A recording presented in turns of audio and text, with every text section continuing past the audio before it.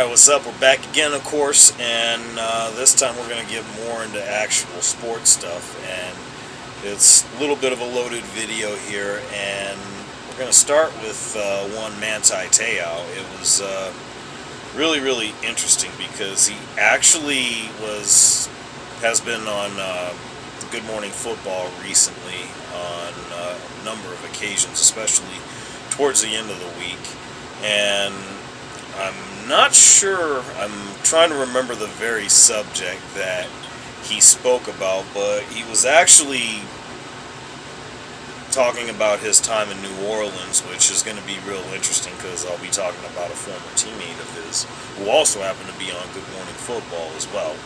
But, yeah, it's just really interesting, the story that he told,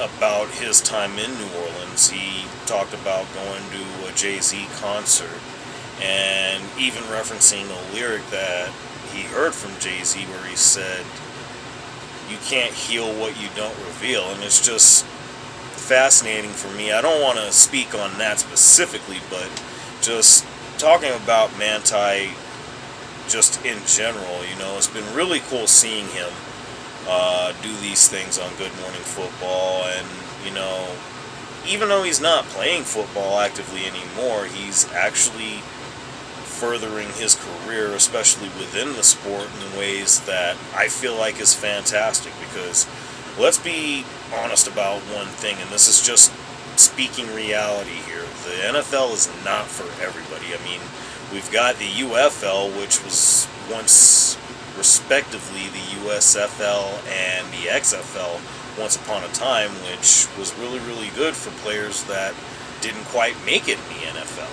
But with this, you're not having to suit up, you're not having to get in pads, go to practices, training camps, OTAs, or any of that sort of thing. It's just really refreshing because, just given the things that these guys put themselves through on a regular basis, just for the love of the sport, it's really good to know that they're getting these opportunities. Of course, you've got guys that are doing podcasts, such as the Kelsey brothers and so forth. So I love this for Manti, and you just can't go wrong with this sort of thing. It's just amazing to see. And with that in mind, I did mention we were going to talk about his former teammate, current Saints edge rusher in Cameron Jordan. I mean, dude's a bad man in general, and of course, again, as I mentioned before, he actually made an appearance this morning on Good Morning Football, and they actually talked a lot about the things that they went through during their time together with the Saints. And one thing that Manti also referenced was the fact that this was actually his best friend on the team, so to speak. He didn't use those exact words, but it was basically that sort of relationship, and just going to show the kind of character that Cam Jordan is. It's really an awesome thing to see.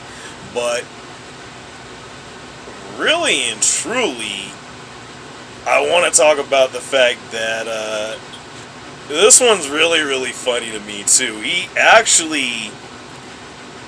They were actually discussing the subject of the Falcons being the favorites as far as winning the NFC South is concerned. And again, we're talking a New Orleans Saint here. I mean, Saints and Falcons is pretty much akin to what you get from Broncos Raiders. It's just one of those types of rivalries, and they've had it for literally forever. That said, it was just funny because he said, and I'm paraphrasing, of course, all respect to Kirk Cousins, Bijan, Drake London, so on and so forth.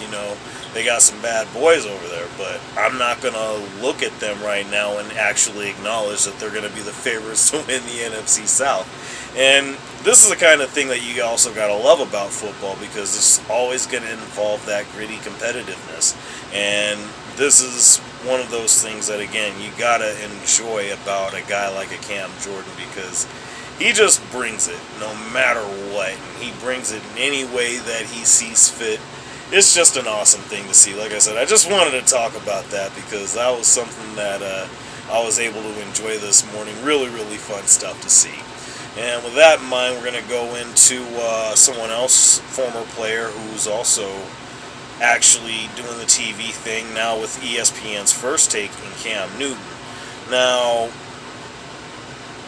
this for me is awesome. He, of course, has his podcast, and I'm trying to remember the other guy's name, but Roman Harper is one of the other guys. I don't know why I can't remember the other one, but they, of course, were teammates on the Carolina Panthers. They got that podcast together, and it was really cool, listening to them, getting their insight, especially when it came to Super Bowl 50, which, I'm always going to be cool talking about that for obvious reasons. But, no, it's just really, really cool because with all the things that this man has been through, just with his career in general, I love seeing this for him specifically because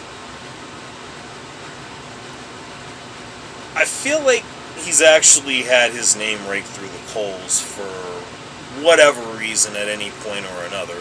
And I say that just going back to my days at GameStop where he was at Auburn, and of course there was some controversies he was dealing with back then, but the kind of things that people were saying about him then is just like, given the way that he's presented himself, I don't know that he's anything of a bad person, but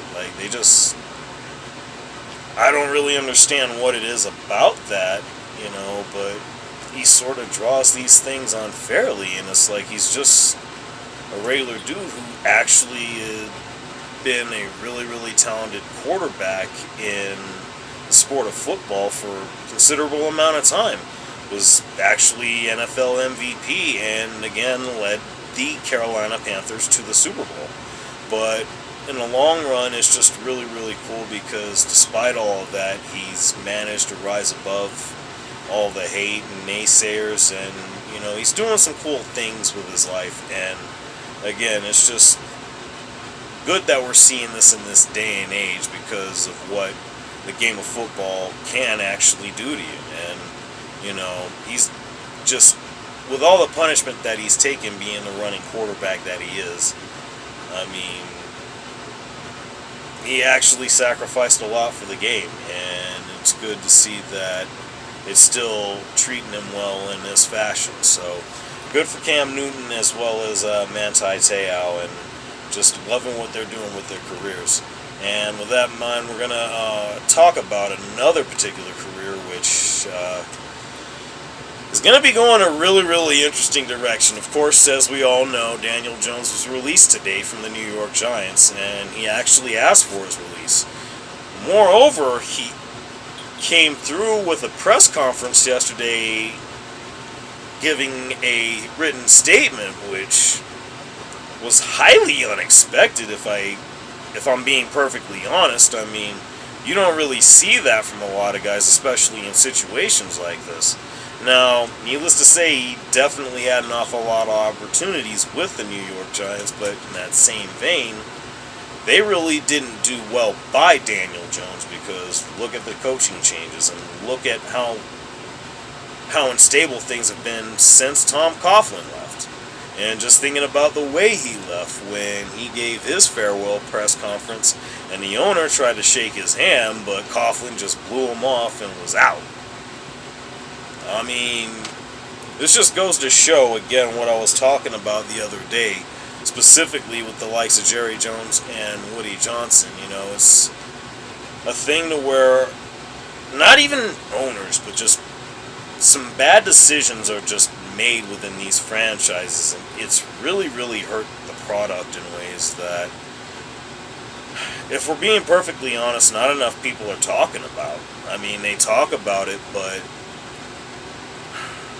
I'm not really sure how well it's actually being dealt with. But I don't know, maybe that's more than what I should be saying. I'm really not even sure how to treat that, but all I can say is that at least for Jones, he's still got ample opportunity because he's still pretty young. I believe he's like 25, 26, no more than 27, and he's still incredibly talented, amazing athletic ability, and certainly has an arm to go with it. So, I don't know. We'll see what happens. I mean, just gotta hope for the best for him and root for him all the same. Maybe I'm bringing him up in the same vein as some of these other names because we'll be seeing him somewhere on TV in the near future at some point, perhaps, for all we know. But hopefully he's able to keep his career growing. It's just wild because I'm not sure if he really deserves to go through a lot of what he's going through the way that he has, but that's just easy for me to say, I guess. With that in mind, y'all let me know what y'all think on the situation and anything else I may have talked about here. Like, share, subscribe, y'all know what it is, and of course, we'll be back with more.